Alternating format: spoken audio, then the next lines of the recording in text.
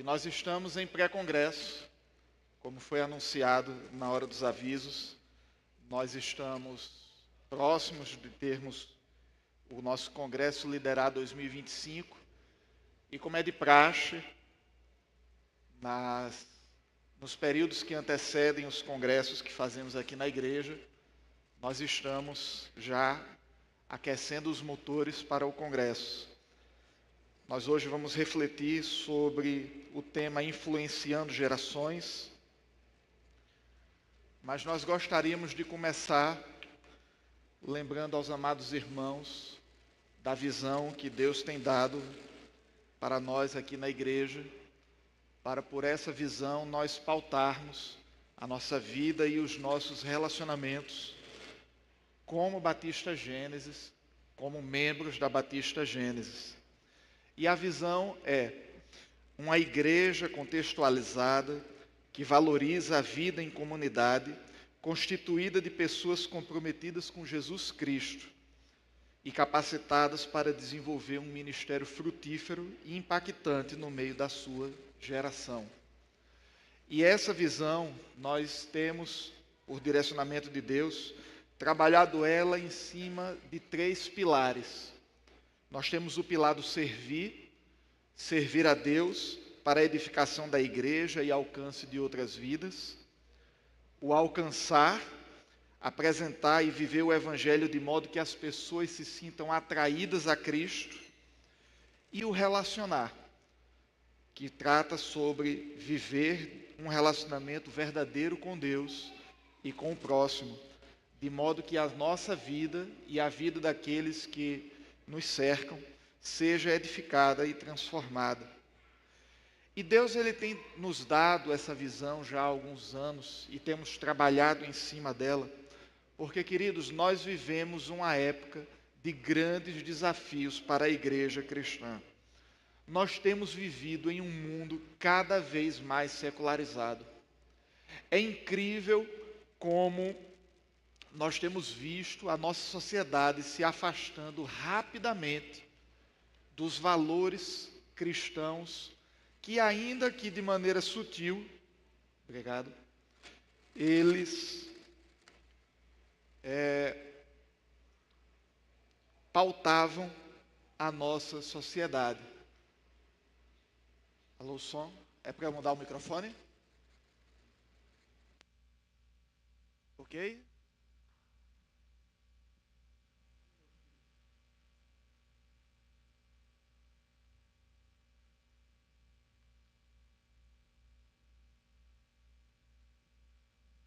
Alô, som? Amém. Glória a Deus.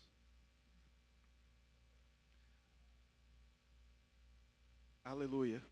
E diante desse cenário, queridos, que nós temos visto na nossa sociedade, nós nos vemos com o desafio de dar continuidade à herança da fé.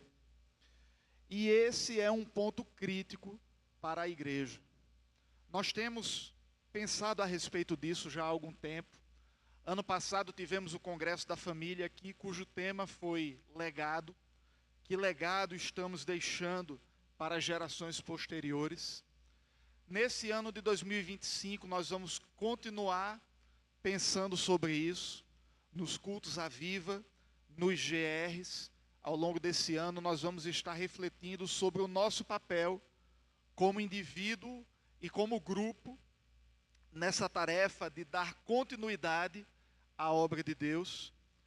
E agora no Congresso Liderar nós vamos estar também focados nisso, tratando sobre o discipulado e o preparo das novas gerações. Hoje, nesse aquecimento para o Congresso, a nossa reflexão será com o tema Influenciando Gerações. Como é que eu e você, nós podemos nos engajar, nós podemos nos envolver nesse desafio? Nessa noite, vamos refletir sobre o nosso papel e sobre as suas consequências. E vamos fazer isso a partir da perspectiva do que Deus fez na vida de pessoas improváveis que foram levantadas para impactar gerações futuras. Eu gostaria de convidar todos para abrirem suas Bíblias no livro de Hadassah, capítulo 9. Podem rir, mas abram, porque hoje eu não estou brincando. Hadassah, capítulo 9. Vamos lá para o livro de Esther. Esther, capítulo 9.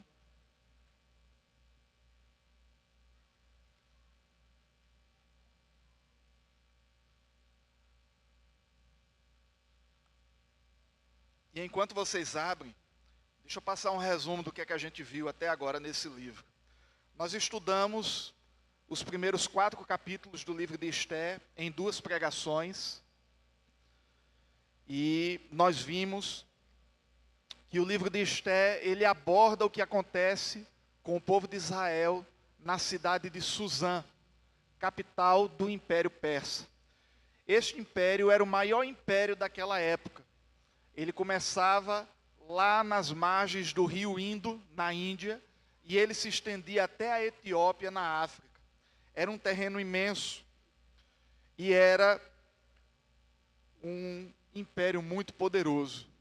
Aquele foi um dos períodos mais sombrios da história dos israelitas, que é registrado na Bíblia Sagrada. Aquela sociedade, ela era uma sociedade que era totalmente contrária aos valores éticos judaico-cristãos. Valorizavam a sensualidade. Diz o livro de Esther, no capítulo 1, que um dos reis daquele império, durante o seu reinado, ele vai organizar uma farra tão grande que acaba resultando no seu divórcio. O nome desse rei é Assuero. No capítulo 2, a Bíblia vai nos mostrar que Assuero resolver o seu problema de solteirice, organizando um sequestro de cerca de 400 jovens, a maioria entre 15 a 18 anos de idade, e durante 2 anos ele vai estuprar todas elas para escolher a que ele gostaria que fosse a sua nova rainha. O livro continua nos mostrando a vida de 2 israelitas meio vacilões de conduta, que acabam sendo envolvidos naquela confusão toda. Mardoqueu e sua filha adotiva, Hadassah, também conhecida como Esther. Ela é uma das jovens que foi sequestradas para essa seleção do rei Assuero. Mardoqueu vai recomendar à sua filha que ela não siga as leis de Deus. Esther vai acatar esse conselho. E ela não vai se comportar mais como uma pessoa temente a Deus. Ela vai assumir uma conduta conforme aquela sociedade sensual valorizava. E como resultado dos seus esforços, ela alcança o posto de rainha da Pérsia. A história continua. Mardoqueu, ele se resolve com Deus. Ele muda o seu comportamento. Ele firma um compromisso com o Senhor. E após isso, um inimigo se levanta. Amã, descendente de Agag. E Amã forja um plano para eliminar todo o povo judeu, todo o povo de Israel. E ele consegue fazer com que o rei aprove esse plano. Nesse momento da história, Esther volta para a história, mas ela volta no meio dessa confusão e também com os seus próprios dilemas. Ela está com o casamento em crise, ela está passando por um processo depressivo. E após receber uma exortação de seu pai adotivo, para que ela se volte para Deus, ela clama por socorro espiritual. Ela pede que ele e os demais judeus daquela cidade, que eles intercedam pela vida dela, que eles jejuem por ela, para que ela possa, enfim, fazer a vontade de Deus. E assim termina o capítulo 4. Se alguma parte dessa narrativa lhe causa estranheza ou assombro, talvez você não tenha acompanhado quando nós abordamos esses temas.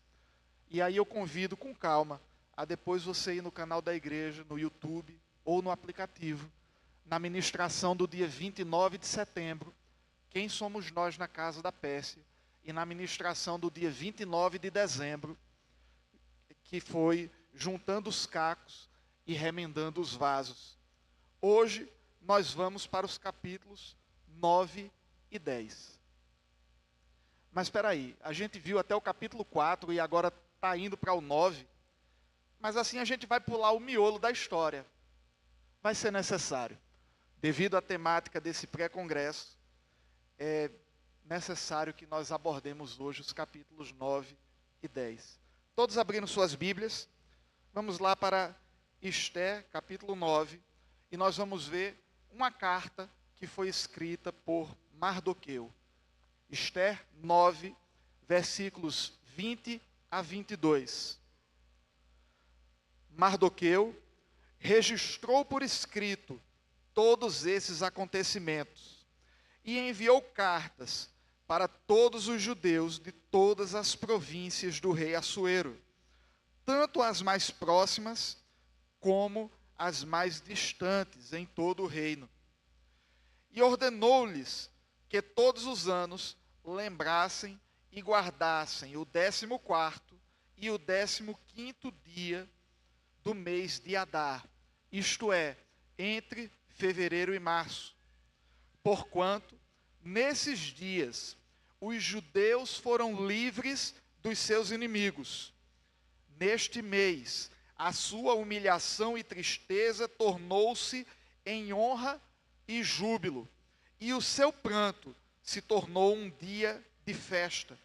Escreveu-lhes recomendando que comemorassem aquelas datas memoráveis, como dias de festa e felicidade, dias de troca de saudações, de trocas de presentes e de oferta aos pobres. E você pode permanecer com a Bíblia aberta. Nós vamos, no decorrer da mensagem, ler mais alguns versículos desse capítulo. Mas veja, queridos, que nesse momento da história, Mardoqueu, ele escreve uma carta para enviar para todos os judeus que estavam vivos naquele império. E o texto vai dizer que Mardoqueu, ele vai registrar todos aqueles acontecimentos. Mas que acontecimentos foram esses? A gente pulou o miolo da história. No capítulo 7, é revelado o plano de Amã, e ele é executado. No capítulo 8, o rei autorizou que os judeus, eles se defendessem, e proveu os meios necessários para que eles pudessem se defender contra os seus inimigos. Ele promove Mardoqueu a posição de governador do império, assumindo o local, o cargo, melhor dizendo, que antes estava com Amã, o inimigo dos judeus. E o capítulo 9 começa narrando que chegou o dia do embate. Havia estado marcado que a chacina dos judeus deveria ocorrer no 13º dia do mês de Adar.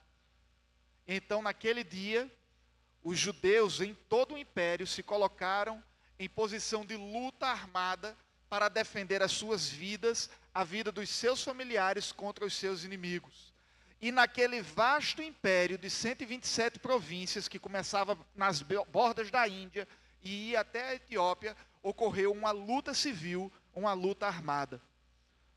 Nesta luta, Deus dá livramento para o povo de Israel.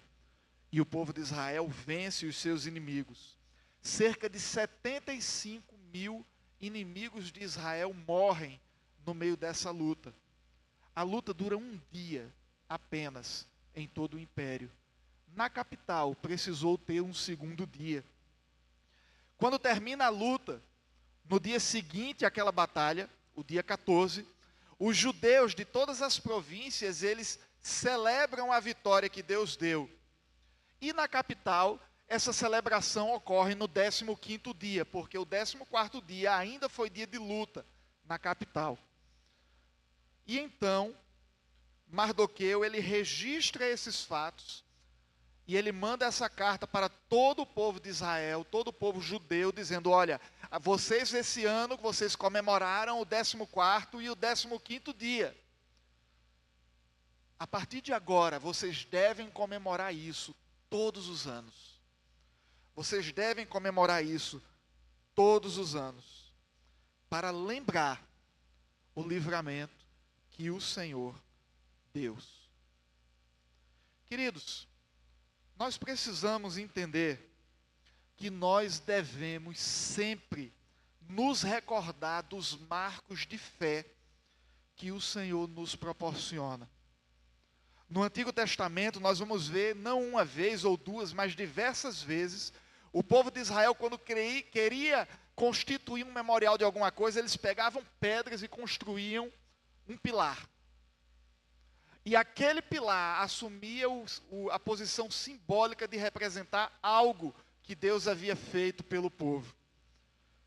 Diz a Bíblia que, inclusive, quando o povo de Israel passou a seco pelo rio Jordão, antes de lutarem contra Jericó, que Josué, ele manda que quando o povo está passando a seco, porque Deus secou o rio, Josué manda que sejam pegas do fundo do rio 12 pedras, para que elas venham a ser colocadas como coluna na beira do rio, para que no futuro, quando as crianças israelitas perguntassem o que é que estas pedras significam, os seus pais poderiam dizer: estas pedras marcam o lugar onde Deus secou o rio para nós passarmos. Nós devemos sempre nos recordar dos marcos de fé que Deus nos proporciona. Na geração de Mardoqueu, o povo de Israel estava passando por uma certa crise de espiritualidade. Eles não oravam mais, eles não jejuavam mais. Alguns estavam recomendando que seus filhos não guardassem mais a lei de Deus, no meio daquela sociedade que não era pautada por esses valores éticos. Alguns judeus estavam adotando para si nomes que remetiam não ao Deus de Israel, mas aos deuses pagãos, como era o caso do próprio Mardoqueu e Esté. Mardoqueu é uma referência ao deus babilônico Marduk. Esté é uma referência à deusa babilônica Estar. Não seria imaginado em outro período da história de Israel, israelitas adotando nomes que faziam referência a outros deuses. Mas essa era a crise de espiritualidade que aquela geração estava passando. A gente discutiu isso nas últimas ministrações. No meio daquela frieza espiritual toda, Deus permite que se levante um plano maligno para destruir o povo de Israel. O medo da morte faz com que os israelitas acordem para a vida. E eles voltam a orar, eles voltam a clamar, eles voltam a jejuar. E Deus ouve e livra. Mas e agora? Tudo bem? Página virada? Vida para frente? Às vezes é isso que a gente faz, né? Quando recebe um livramento ou quando recebe uma grande bênção. Mardoqueu entende o perigo dessa situação. Nós somos muito fáceis para esquecer.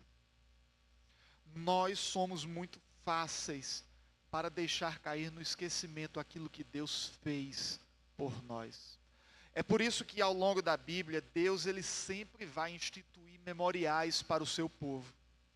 O Antigo Testamento, mais precisamente no Pentateuco, nós vamos ver Deus dando uma série de festas, uma série de ritos, dentre eles a Páscoa, para que eles se lembrassem o que é que Deus fez. No Novo Testamento, para nós na igreja, são estabelecidos o batismo e a ceia, que nós nos ocupamos de continuar perpetuando esses memoriais até os dias de hoje. Deus faz isso para que não esqueçamos, porque nós somos muito dados a isso, para que nós não esqueçamos quem Ele é, não esqueçamos quem nós somos diante dEle, e não esqueçamos aquilo que Ele fez por nós. Mardoqueu está fazendo aqui exatamente isso. Ele está estabelecendo um memorial. Ele não quer voltar para a vida anterior. Ele não quer voltar para a sua vida sem compromissos. Ele não quer que o seu povo volte a ser uma geração fria espiritualmente. Então ele estabelece aqui um memorial para que o povo não se esqueça do que é que Deus fez naquela geração. Memoriais são necessários, queridos. Quais são os memoriais entre Deus e você, para você se lembrar de tudo aquilo que Deus já proporcionou na sua vida?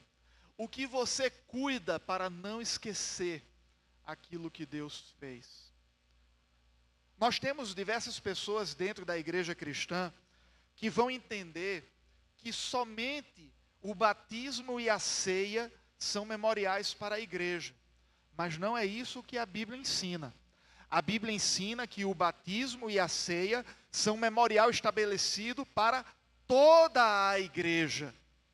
Mas a Bíblia não está dizendo que você, como indivíduo, como sacerdote do seu lar, que você não pode estabelecer os seus memoriais por aquilo que Deus fez. Você pode, você deve. Memoriais são para nos ajudar a não esquecer a fidelidade do Senhor. Diz a Bíblia no Salmo 103, no versículo 2, o seguinte: bendize, ó minha alma, ao Senhor, e não te esqueças de nenhum dos seus benefícios. Essa pregação não é sobre esse salmo, mas eu convido você a, em casa, na calma da sua casa, você ler e se deliciar com esse salmo. O Salmo 103 é um salmo belíssimo para falar do amor de Deus, da misericórdia do Senhor, da fidelidade de Deus sobre as nossas vidas. E ele já começa praticamente assim, dizendo: bendiga minha alma ao Senhor, e não te esqueças daquilo que Deus fez. Não te esqueça de nenhum dos seus benefícios. Isto é uma orientação e isto é uma ordenança bíblica que vale para os momentos bons e que vale também para os momentos maus. Lamentações capítulo 3 trata de uma oração que é feita pelo profeta Jeremias diante da destruição de Jerusalém. É um momento muito triste, de muito sofrimento. Mas ele vai dizer o seguinte, entre os versículos 21 a 24. Contudo, quero trazer à memória aquilo que me dá esperança. A bondade do Senhor é a razão de não sermos consumidos, porque as suas misericórdias não têm fim, renovam-se plenamente a cada manhã. Grande é a tua fidelidade. Sendo assim, digo a mim mesmo: a minha porção é o Senhor, portanto nele depositarei toda a minha esperança. Quando o cristão está vivendo momentos prazerosos e fáceis, os memoriais o ajudam a não se deslumbrar com essa vida e perder o foco do espiritual. Quando o cristão está passando por momentos difíceis e angustiosos, são os memoriais que o ajudam a não se desesperar e a não perder a paz. Nós precisamos deles para estarmos firmes diante de toda e qualquer situação. A Bíblia, lá em 1 Samuel capítulo 17, ela vai nos explicar porque é que enquanto o rei Saul e todo o seu exército estava tremendo de medo diante de Golias, o gigante filisteu, porque é que Davi encontrava força e coragem para ir enfrentar aquele gigante. 1 Samuel 17, do versículo 33 a 37, narra um diálogo entre Davi e o rei Saul. E Saul já começa o diálogo dizendo assim: você não pode ir lutar contra aquele gigante. Você é só uma criança. Ele é um homem adulto, que é guerreiro desde a sua juventude. Qual é a resposta de Davi diante dessa argumentação? Davi vai dizer o seguinte: quando o teu servo apacentava as ovelhas do seu pai, e vinha um leão ou um urso, e arrebatava alguma ovelha do rebanho, eu o perseguia, o atacava, arrancava a ovelha da sua boca, e se ele viesse contra mim, eu o agarrava pela juba, o feria e o matava. O teu servo venceu o leão e o urso, e assim acontecerá com esse gigante filisteu, como se fosse um deles. pois ele desafiou os exércitos do Deus vivo.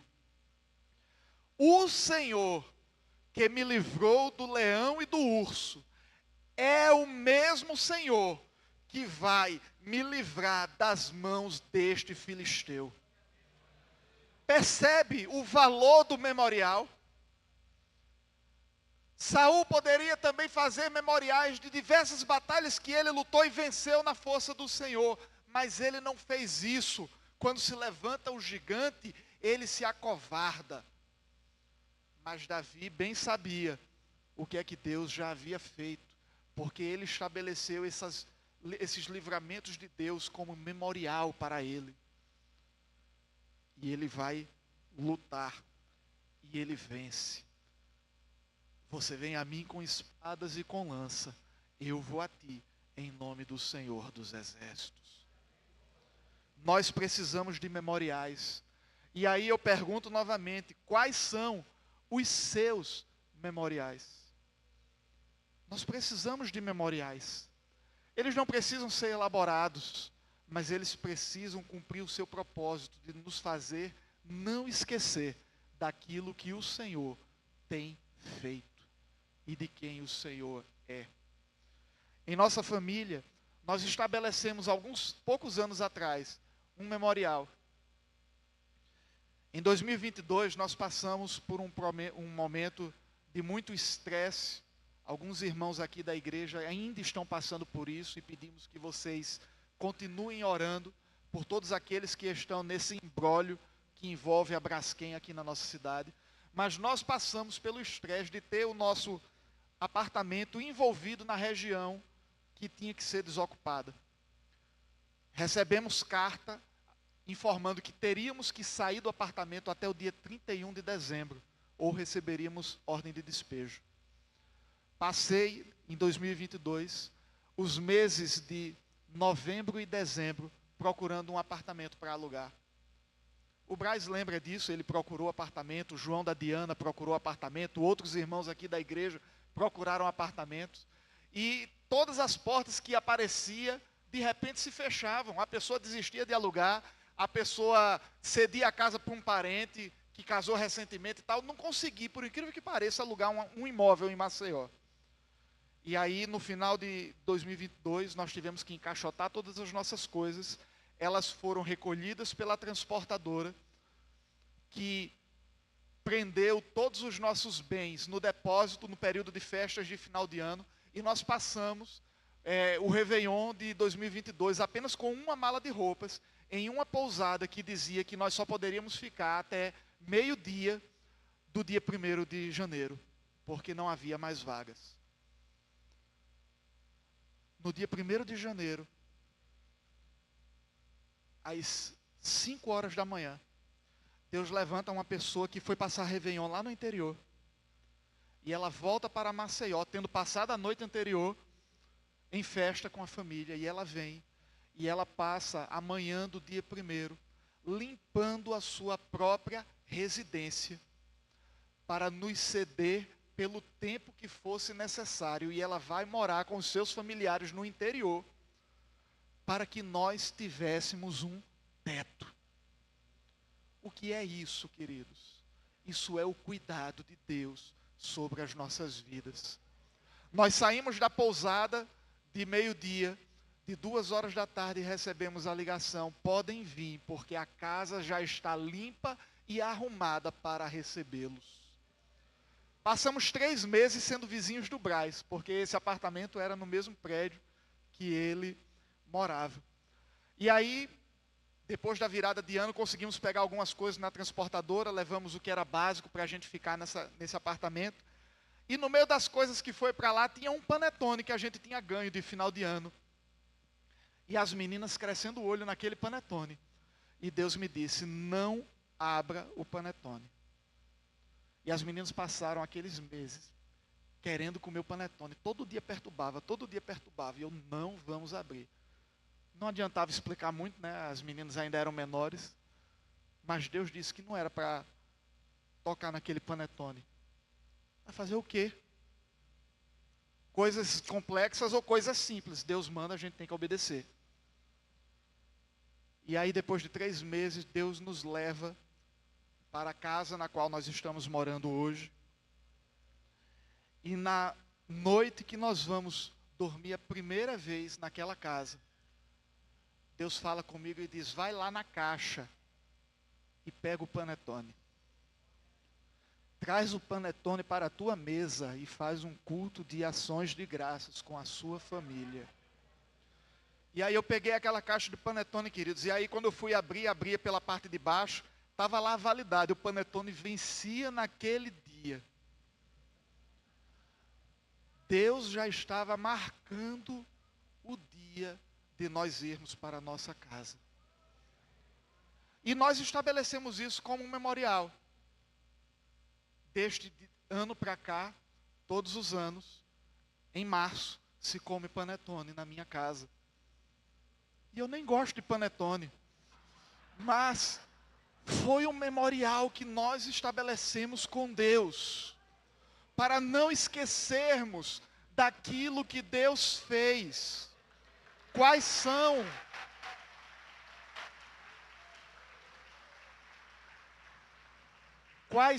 os seus memoriais? Semana passada a Mariana estava me perguntando: eita pai, em março vai ter panetone, né? Aí eu disse: já está na despensa. Ganhamos outro, por sinal, que vence no mesmo dia. Deus, queridos, Ele institui memoriais para que nós não esqueçamos da sua fidelidade. E nós precisamos entender que memoriais, eles devem ser passados para a geração seguinte.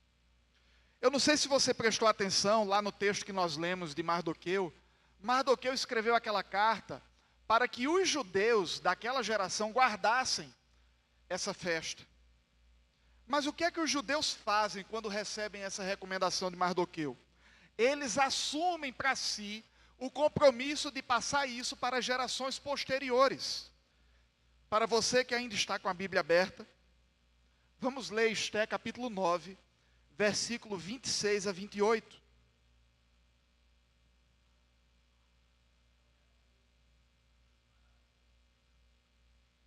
Esther 9, 26 a 28. Por isso que aqueles dias ficaram conhecidos na história pelo nome de Purim, por causa da expressão pur, que significa sorte.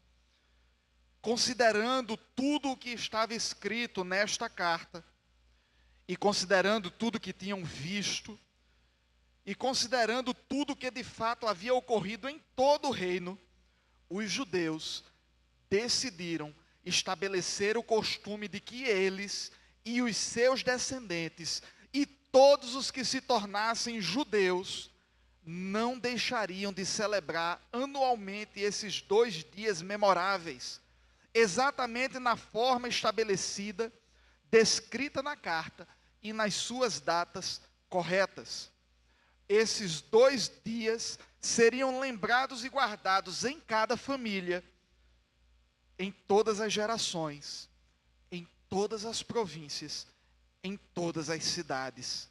Esses dias de Purim não seriam revogados jamais entre os judeus, e os seus descendentes os haveriam de lembrar e celebrar para sempre. Aquela geração, ela assumiu, queridos, o compromisso de passar o memorial adiante. Eles assumiram o compromisso de que eles iriam influenciar as gerações futuras, fazendo com que aquele memorial se perpetuasse. Quem é que ia ensinar as gerações futuras? Mardoqueu? Não. Cada judeu assumiu esse compromisso, assumiu a responsabilidade de ser luz. Eles ministrariam em cada família, em cada lar, em cada cidade, em cada província. E eles passaram isso com tanto ímpeto, que até hoje os judeus festejam Purim. E não foi uma festa estabelecida por Moisés, mas até hoje eles celebram.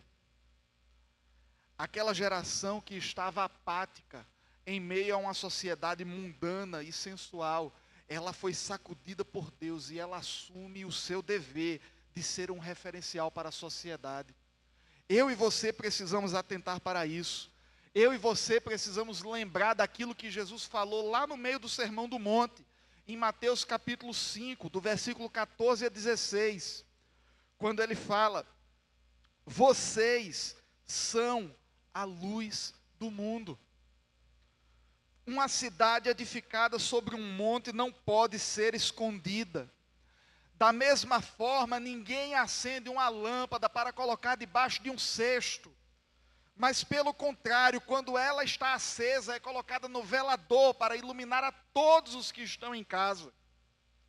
Assim, deixai a vossa luz resplandecer diante dos homens, para que eles vejam as vossas boas obras e glorifiquem o vosso Pai que está nos céus.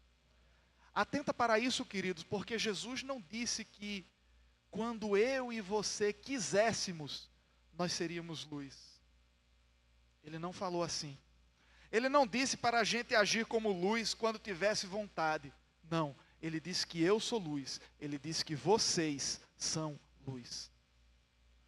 E luz ilumina. Luz ilumina. Veja no texto que nós lemos, no versículo 26, o ponto de decisão para aquela geração. Eles analisaram e consideraram tudo que estava escrito. Eles consideraram tudo aquilo que eles viram com os próprios olhos. Eles consideraram tudo aquilo que aconteceu naquele império inteiro, onde Deus livrou o povo todo. E diante de considerarem tudo isso, eles assumiram essa posição. E eu e você? Será que nós temos considerado ou ignorado tudo aquilo que está escrito?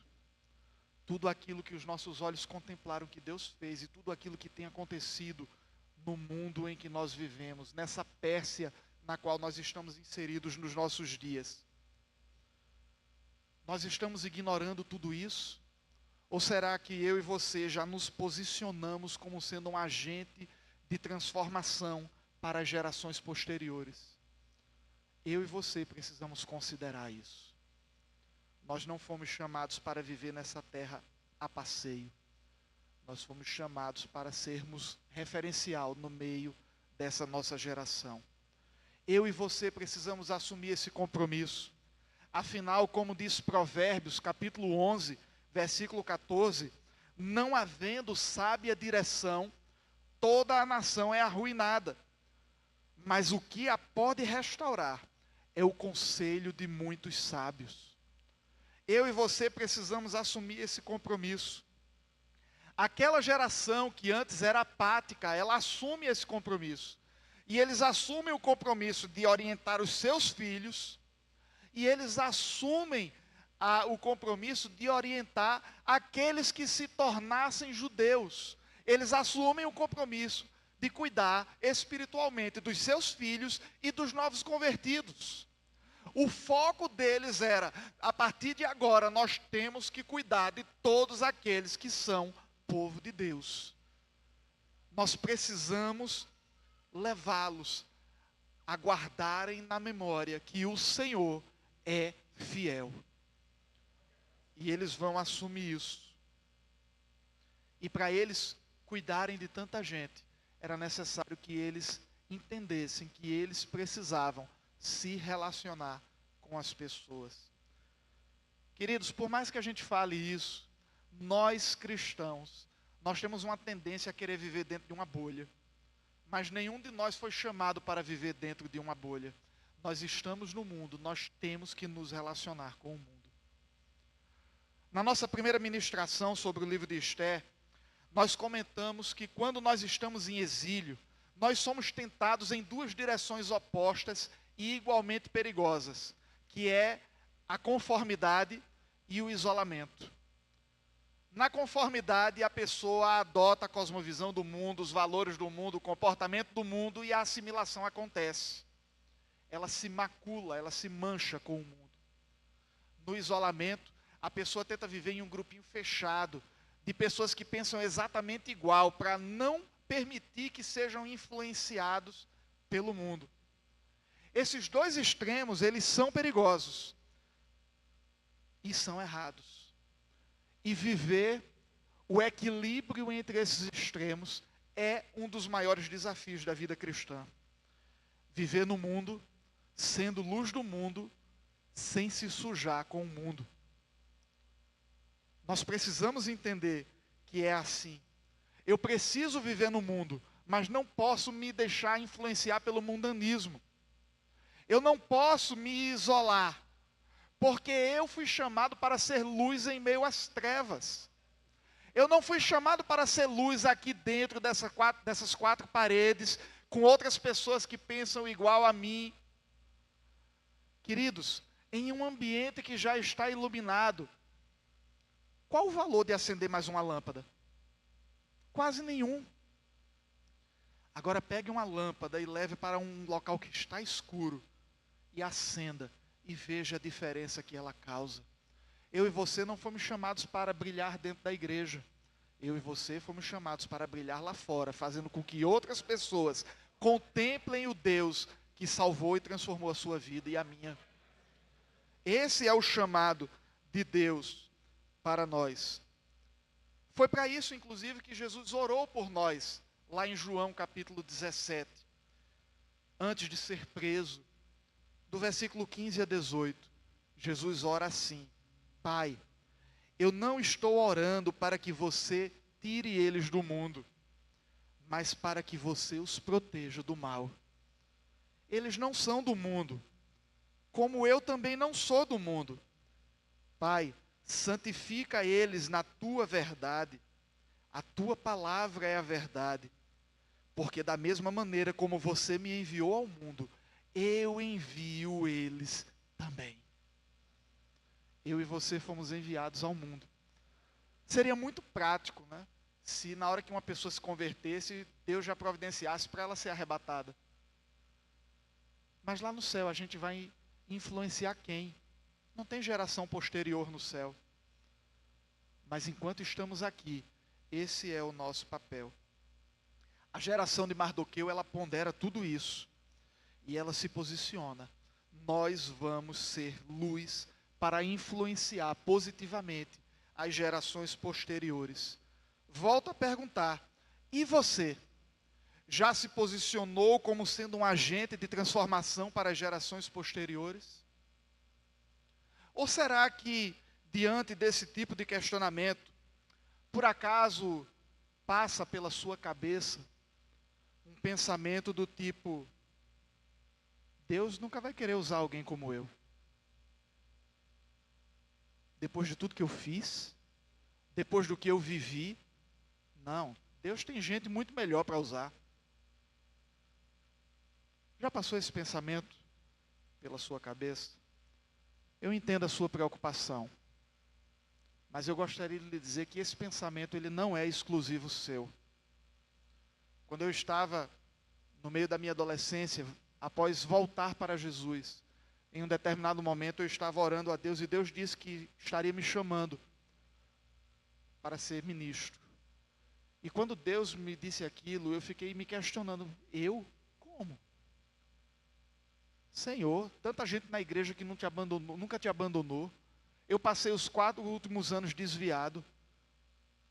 Fiz tanta coisa errada, bebi tanto, vivi uma vida de falsidade, sendo um menino santo e comportado dentro de casa e uma outra pessoa fora, quando estava com os amigos, enganando meus pais.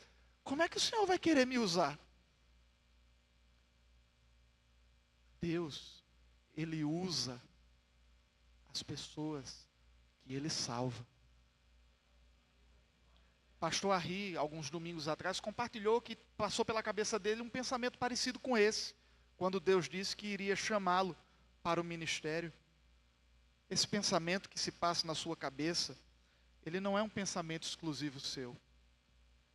Deus tem uma boa notícia para pecadores como eu e você. Deus nos quer nessa empreitada, apesar de nós.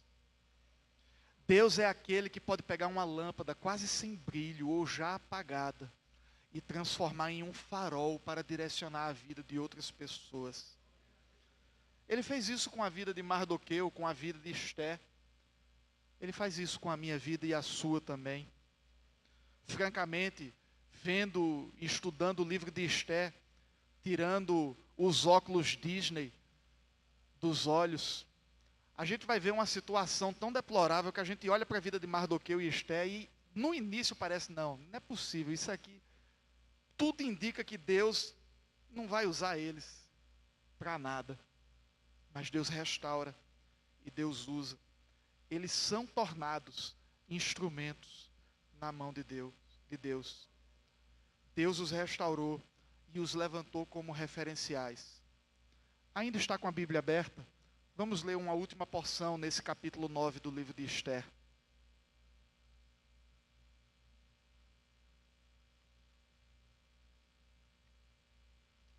Esther 9, do versículo 29 a 32. Eu vou começar a leitura pela maneira como está na versão King James atualizada. Porque a King James atualizada, ela pega na sutileza de alguns manuscritos hebraicos e vai atentar para um detalhe que a maioria das Bíblias em português, ela deixa passar nesse texto. Logo no iniciozinho do versículo 29, Esther 9, 29. Então, a rainha Hadassa, filha de Abiail, e o judeu Mardoqueu escreveram com toda a autoridade uma segunda carta, a fim de confirmar todas as instruções da primeira, para a celebração dos Purim. Mardoqueu então enviou carta a todos os judeus das 127 províncias do Império de Assuero, desejando-lhes paz, segurança e prosperidade, e confirmando que os dias de Purim deveriam ser comemorados nas datas exatas e determinadas, conforme Mardoqueu e a rainha Esther haviam estabelecido e decretado para si mesmos, para todos os judeus e para os seus descendentes de todas as gerações, acrescentando observações sobre a necessidade de jejum, de clamor e de consagração. A ordem expressa da rainha confirmou todos os regulamentos para a correta observação dos purins. E todas essas instruções foram escritas em um livro de registros históricos. Observem essas duas pessoas. A história começa com uma delas dizendo para a outra: para de seguir a lei de Deus. A outra escuta esse conselho e acata. Ela para de se comportar conforme a lei de Deus. E agora estão essas duas pessoas restauradas, instruindo o povo sobre o estabelecimento de marcos memoriais. Esther tratando sobre a necessidade de jejum, de consagração, de clamor. Quem esperaria isso? Queridos, Deus estabeleceu aquele memorial. E Deus poderia, mas não quis, levantar um profeta, levantar um sacerdote. Ele poderia, mas ele não quis. Quem é que Deus usa para estabelecer memoriais que influenciaram as gerações posteriores até os nossos dias? Pessoas que antes erraram muito. Pessoas que vacilaram demais, mas que, sendo restauradas, se tornam referenciais para a sua sociedade. Veja Esther restaurada, instruindo: é necessário jejum, é necessário clamor, é necessário consagração. Esther começa muito mal na história. Depois a situação dela só piora, é crise no casamento, é processo depressivo. Ela não tinha perspectiva nenhuma de ser útil para Deus. Mas Deus a restaura e a transforma em uma referência para todos. Não é ela, mas é Deus quem finalmente dá a resposta para o questionamento que Mardoqueu faz lá no capítulo 4, no versículo 14, quando ele manda dizer para Esther: quem sabe não foi para este dia que você foi nomeada rainha da Pérsia. É Deus quem dá a resposta, porque é Deus quem a levanta, é Deus quem a restaura. O capítulo 10 do livro de Esther é um capítulo muito singelo. São apenas 3 versículos. E eles servem apenas para dar o fechamento da história. Eles estão ali apenas para dizer que essa história é uma história verídica. Isso não é um romance, isso não é, apesar de parecer uma novela, isso não é uma novela. Isso é o registro de fatos históricos. E para dizer que Mardoqueu permaneceu fiel até o fim. A história encerra 9 anos depois dos fatos narrados no livro de Esther. Termina o reinado de Assuero. Ele é assassinado. Seu filho, Ataxerxes, assume o reinado no lugar do seu pai. Porém, vendo tudo o que aconteceu no reinado do seu pai, considerando a influência que Esther teve na casa real, Ataxerxes assume uma postura de ser favorável aos judeus. E ele envia para Jerusalém Esdras e Neemias para cuidarem da vida espiritual do povo na Terra Santa e para reconstruir a cidade que estava em ruínas. Quem diria que aquele judeu que inicia a história dizendo para sua filha que ela parasse de seguir as leis de Deus, e aquela menina que vai se comportar tão mal no início, quem diria que Deus iria transformá-los em pessoas cujas ações se refletiriam pelos séculos e milênios posteriores? Quem diria que uma pessoa que simplesmente resolve fazer um ato memorial e quebra o vaso de alabastro e derrama o unguento perfumado sobre Cristo, mediante a crítica e a reclamação de todas as pessoas que estavam no ambiente, quem diria que aquilo seria lembrado como um ato de adoração? Mas quando Maria faz isso, Jesus fala para aqueles que a estavam criticando: não a molestem, porque isto que ela está fazendo é profético, me preparando para a minha morte. Aonde esse evangelho for pregado, se fará menção da atitude desta mulher no dia de hoje. Memoriais, queridos, eles têm o poder de impactar gerações. A história do livro de Esther é uma história de redenção. E para nós vermos a redenção, nós precisamos ver onde é que está o fundo do poço. A história do livro de Esther é uma história de restauração. Mas para vermos a restauração, nós precisamos enxergar os vasos quebrados. Estes são 2 dos 3 pilares que sustentam toda a história narrada no livro de Esther. E embora eu saiba que esta visão da história não é a mais agradável, eu e você, convenhamos, fomos criados com uma versão bem mais Disney desse enredo.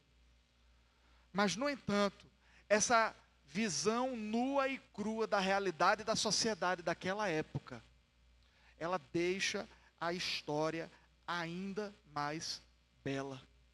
Porque a história narrada nesse livro não é apenas a história de uma moça em uma terra distante e em uma época longínqua. A história deste livro é a minha história, narrada com o nome de um outro personagem. Eu também já errei muito na minha vida. Eu também já passei por situações que quem olhasse dizia: esse daí não vai servir para ser referencial para ninguém. Mas a minha história não acaba nos meus erros. A minha história continua com a minha restauração, com a minha redenção. Essa história também é a sua história, redimido e restaurado. E Deus pode redimir pecadores como eu e você, porque é isso que Ele faz desde um princípio: redimir e restaurar os improváveis. É isso que Ele faz.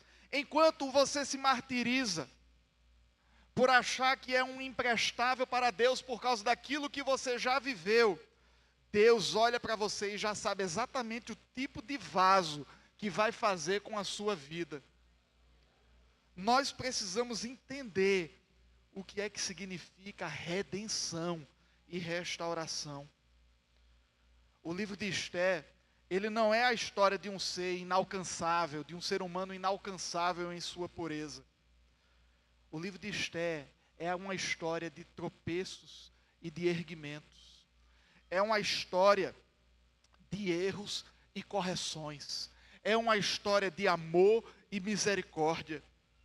É a história do que o nosso Jesus faz na vida de pessoas como eu e você. Jesus, ele não é um líder religioso intransigente. E olha que se existe alguém nesse universo que poderia cobrar de nós perfeição, é Jesus, porque ele nunca cometeu erro algum. Mas Jesus, ele não é um líder religioso intransigente.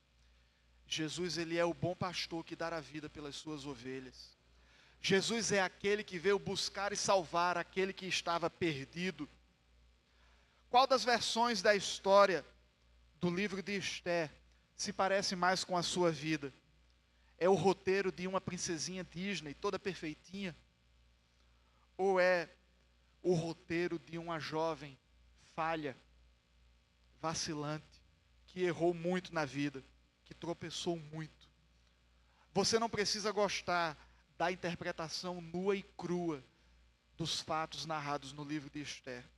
O que você precisa é entender que Deus, ele aceita, ama, perdoa e restaura pessoas como eu e você, pessoas como Esther e Mardoqueu.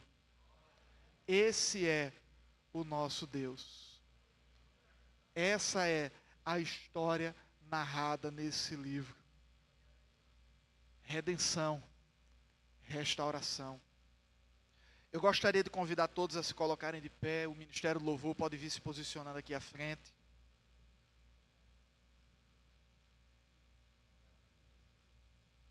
E enquanto o Ministério do Louvor se posiciona para nós louvarmos, eu gostaria de fazer 2 convites nessa noite.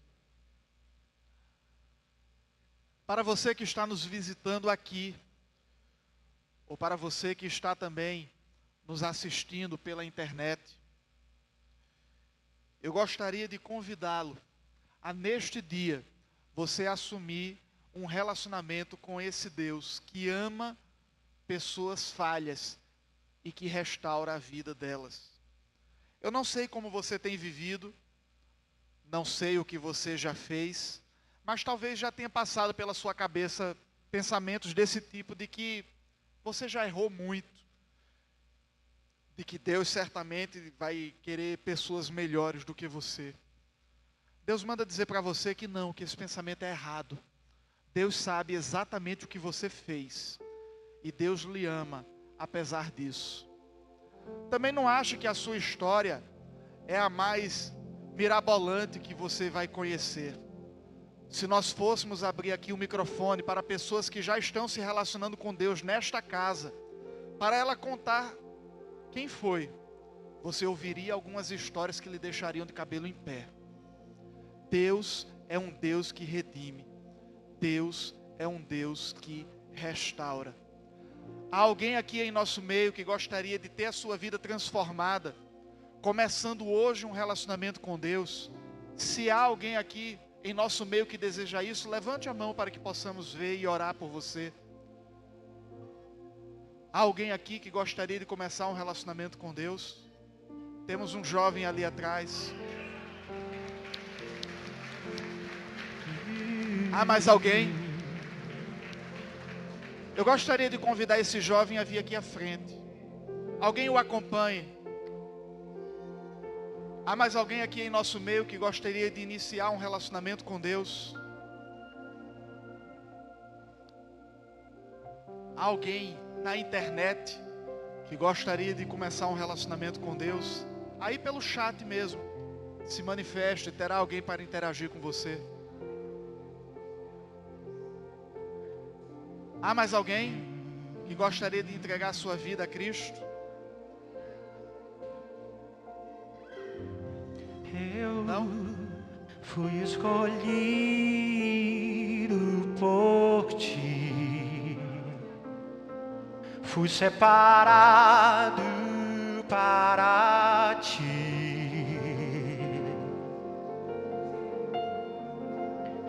Quem sou eu?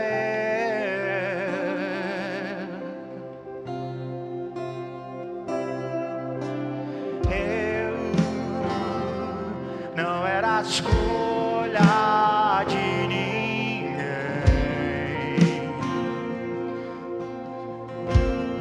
Olhou pra mim. Declare: quem sou eu? Quem sou eu?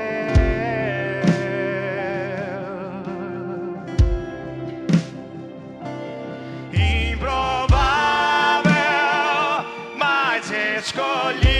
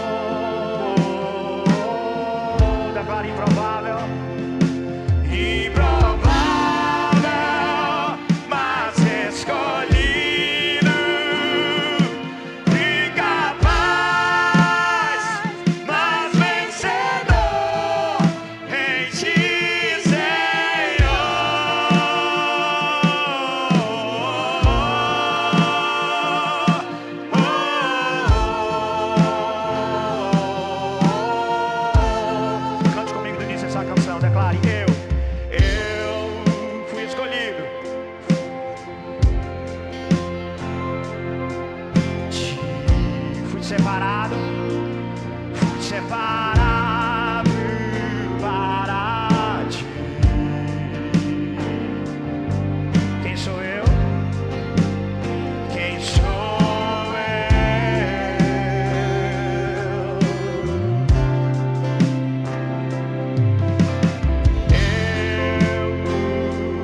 Não era a escolha de ninguém. Jamais alguém olhou pra mim. Quem sou eu para ti? Improvável, mas escolhido. Incapaz, mas vencedor em ti, Senhor.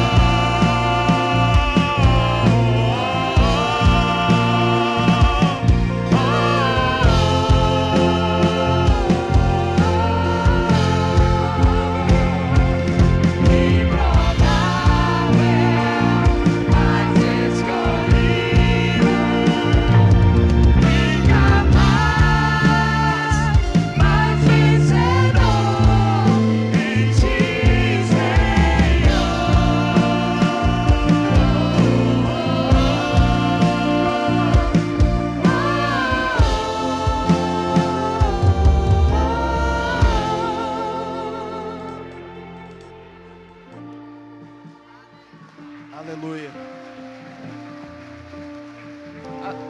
Acendam as luzes, por favor. Enquanto nós estávamos louvando, uma outra pessoa veio aqui à frente. Eu vou perguntar só mais uma vez: há alguém mais aqui esta noite que, a exemplo desta moça e deste rapaz, querem iniciar um relacionamento com Deus hoje? Levante a mão, que eu não vou perguntar uma outra vez. Há mais alguém? Não? Amém. Eu gostaria de perguntar para vocês dois: qual o nome de vocês?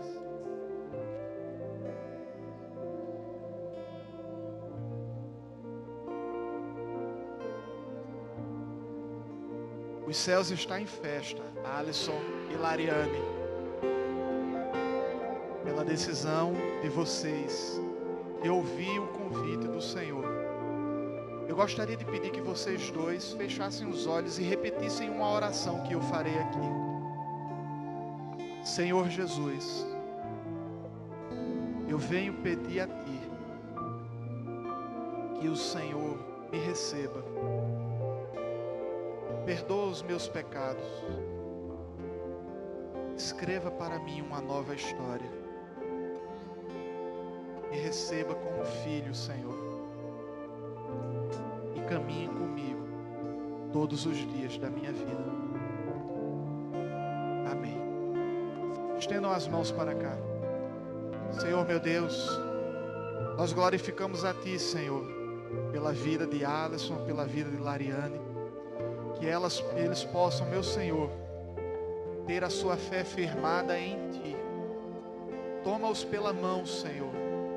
Caminha com eles. Cuida deles todos os dias da sua vida. Que eles possam aprender de Ti. Que eles aprendam a ouvir a Tua voz. Que eles aprendam a compreender a Tua vontade pela Tua palavra. E que eles desenvolvam um relacionamento verdadeiro e profundo contigo. Conduza-os na Tua paz, em nome de Jesus. Amém. Glória a Deus.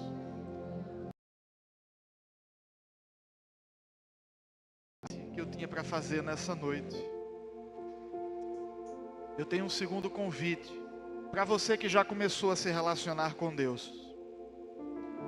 Só que você não tem assumido a postura de influenciar gerações. Seja porque você não tinha entendido,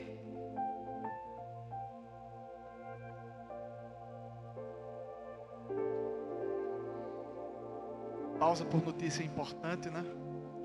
Vamos orar novamente. Jéssica aceitou Jesus pela live. Meu Senhor amado, nós não sabemos aonde Jéssica está nessa noite, mas Tu sabes. A Tua palavra diz que Tu és Deus de perto e de longe, que a Sua mão alcança até os confins da terra. Coloca agora a Tua mão sobre Jéssica, meu Senhor, aonde quer que ela esteja, que ela possa se sentir agraciada, tocada por Ti. Cuida dela, meu Senhor, da mesma maneira como você vai cuidar dos dois que se converteram aqui neste culto. Que ela também possa se firmar na fé e caminhar contigo por longos e longos dias. Amém. Jéssica, aonde quer que você esteja, depois dá uma passadinha aqui na igreja, se você mora em Maceió. Nós teremos prazer de lhe mostrar tudo aquilo que o Senhor tem para a sua vida através da palavra de Deus.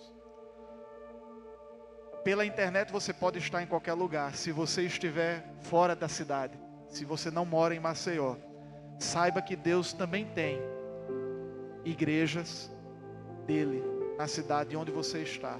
Não fica só. Busca estar no meio do povo de Deus para firmar os seus passos.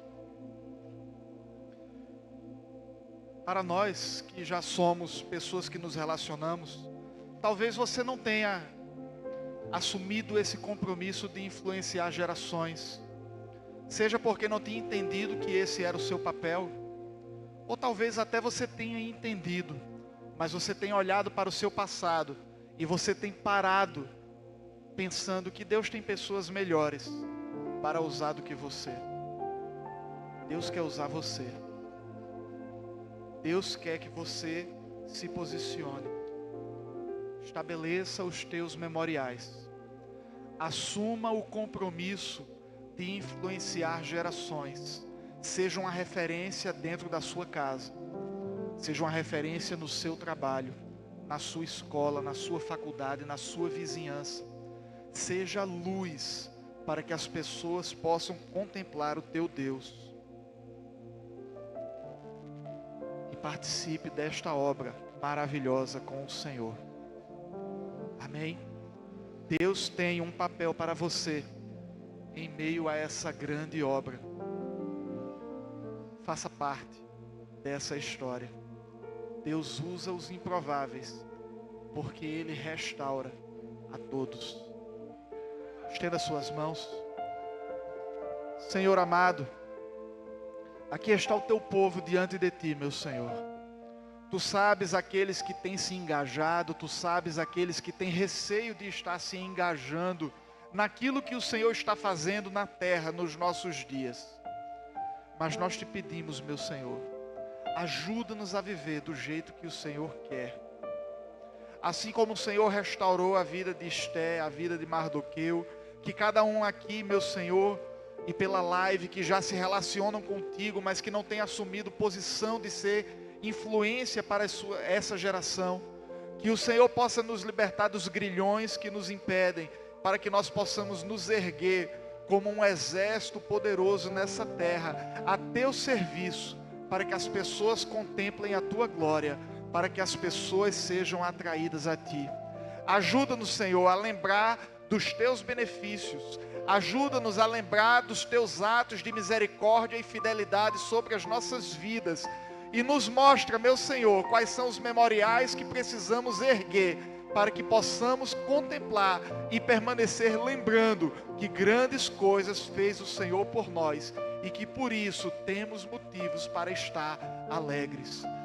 Conduza-nos em paz, meu Senhor, para as nossas casas, e que o amor de Deus, a graça do nosso Salvador Jesus Cristo e a comunhão do Espírito Santo seja sobre a tua vida, sobre a vida da tua família, e que essa graça, esse amor, essa comunhão transbordem, alcançando as pessoas que estão ao teu redor, hoje e sempre. Amém. Seja uma bênção, porque Deus lhe transformou em uma.